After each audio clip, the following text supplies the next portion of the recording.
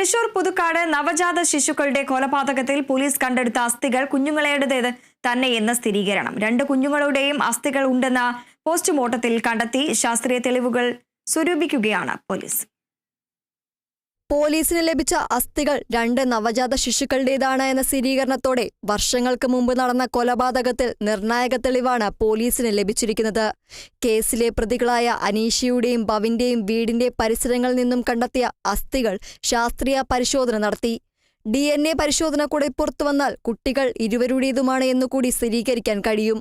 നിലവിൽ പോലീസിന്റെ കസ്റ്റഡിയിലുള്ള ഇരുവരിൽ നിന്നും കൂടുതൽ ശാസ്ത്രീയ പരിശോധനകളുടെ തെളിവുകൾ കണ്ടെത്താനുള്ള നീക്കത്തിലാണ് അന്വേഷണ സംഘം. കഴിഞ്ഞയാഴ്ചയാണ് നവജാത ശിശുക്കളുടെ അസ്ഥിയുമായി ഭവിൻ പോലീസ് സ്റ്റേഷനിൽ കീഴടങ്ങിയത്.